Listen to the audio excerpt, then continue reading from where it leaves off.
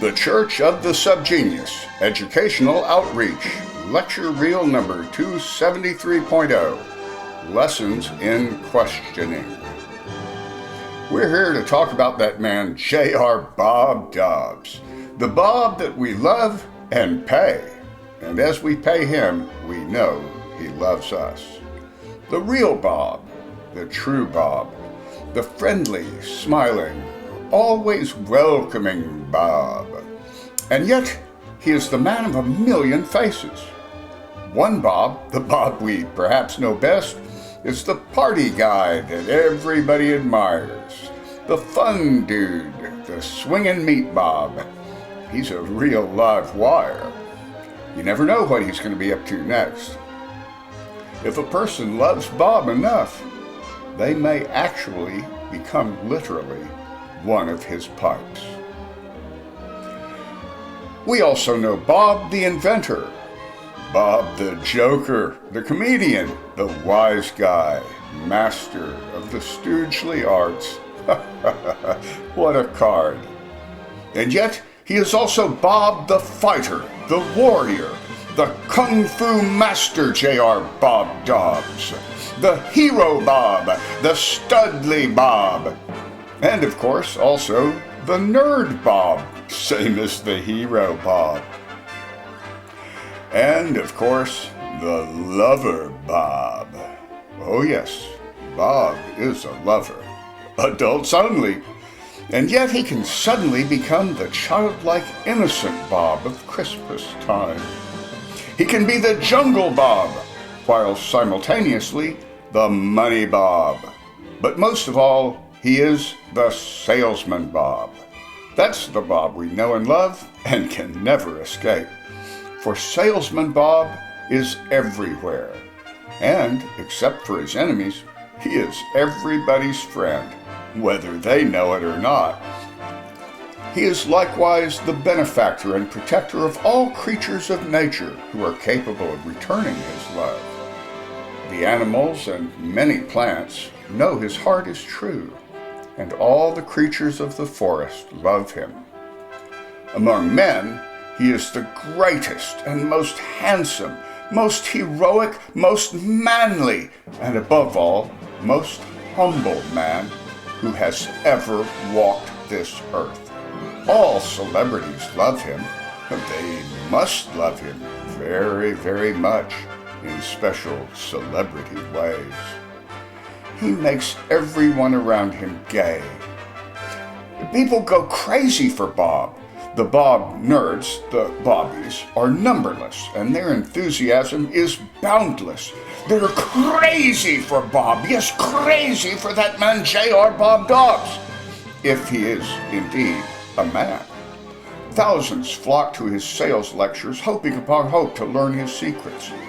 Countless famous artists, great scientists, and world leaders have studied his word, or even studied under him. Of course, he has followers, customers, and fans spanning the globe, everywhere, planet-wide.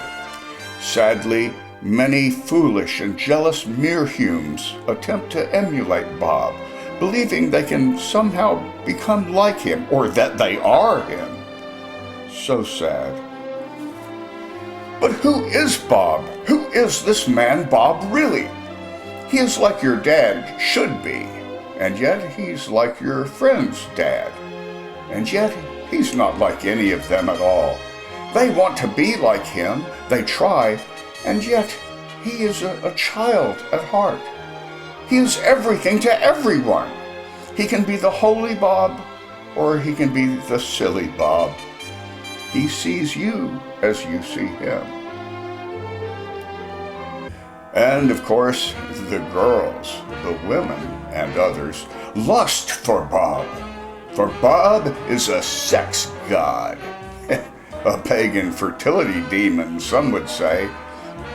Yes, women love Bob. They even try to use him as an ingredient in their cooking. But where would Bob be without Connie, his true Yeti mate? Sweet, sweet Connie Dobbs. She urges him on to seek new, unimaginable forms of slack with her.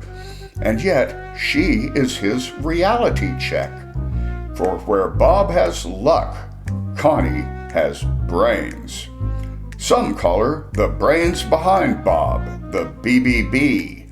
Much like Bob, Connie can seem like anything to anyone while staying herself. She wears that many hats. Countless in their bottomlessness are the mysteries of Connie Dobbs. Does she really have 2 camel toes?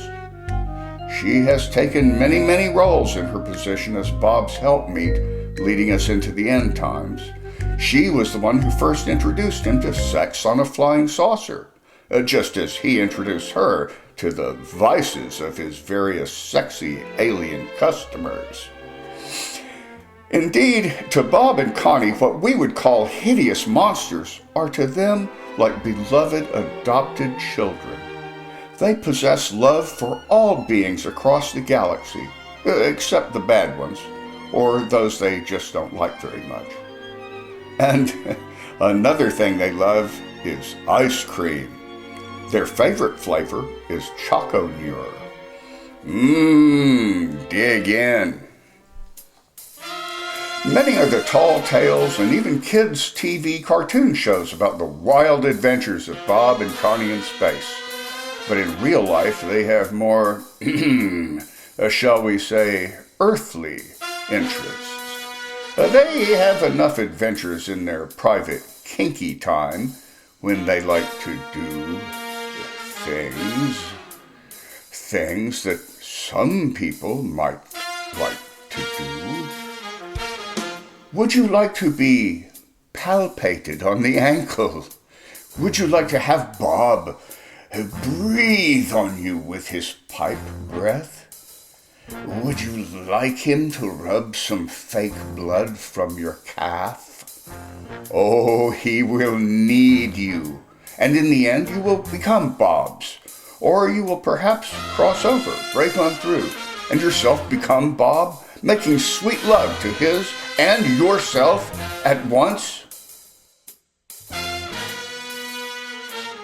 But some harbor suspicions about Connie.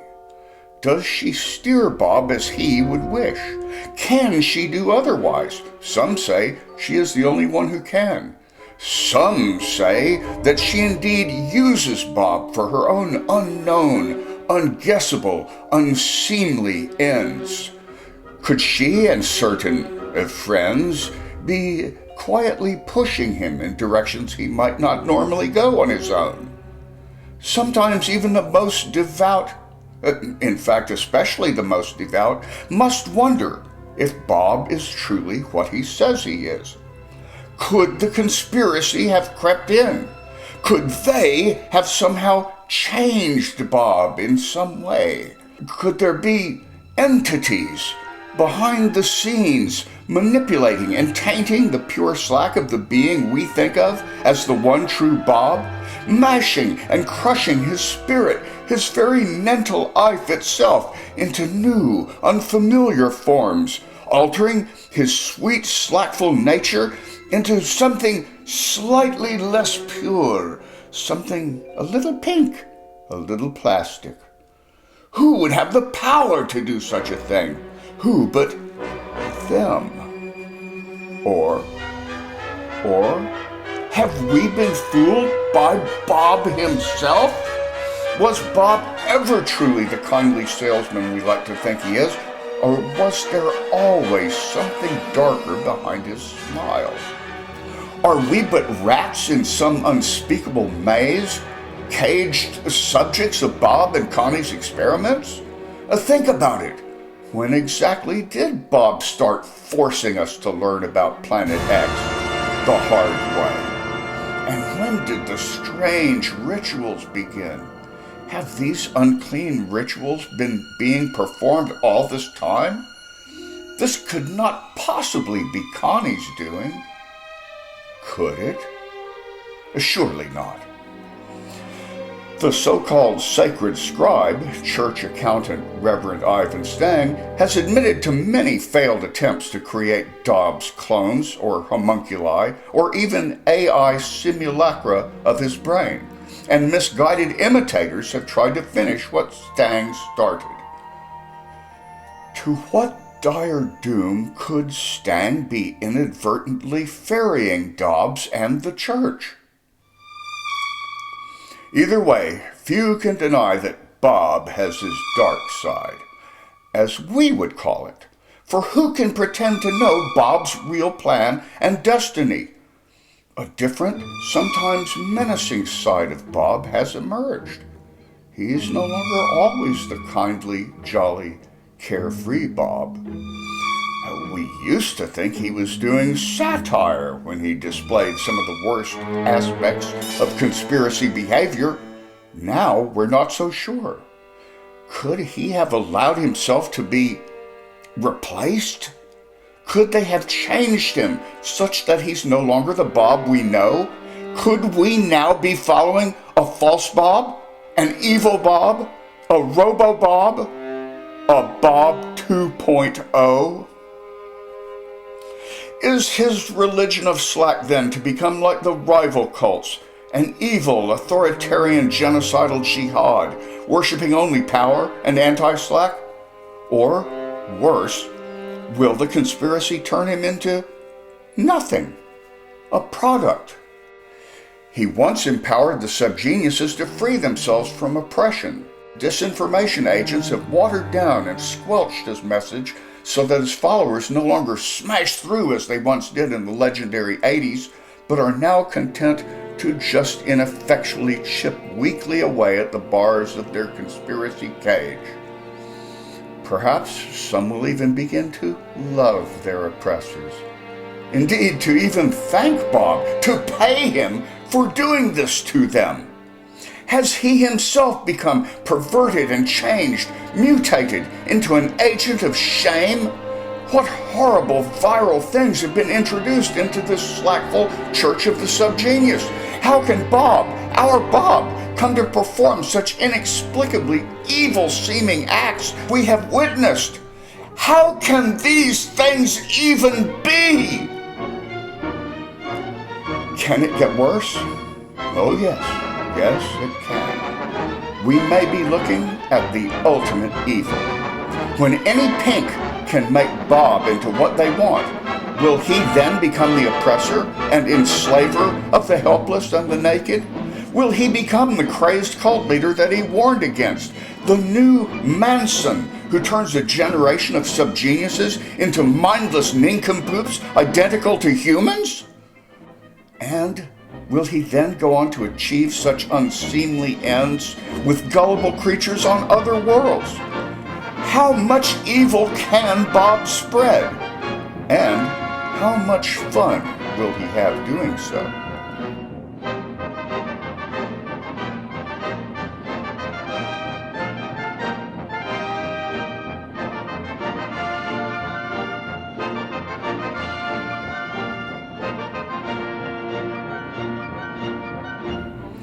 Is Bob Dobbs then ultimately here just to fuck us? Is that Bob's real plan? Only Bob knows where we are going. Or could it be that he does not know or care, but is simply blowing bubbles and clouds of smoke up our asses for his own slack? Perhaps he is teaching us a lesson. The lesson that he is not a crutch, we are his crutch, that he is not the answer, and neither is anything else, and therefore it is up to us to find our own individual ways to slack. If this is so, then let us prove to Bob that he has taught us well. Let there be slack.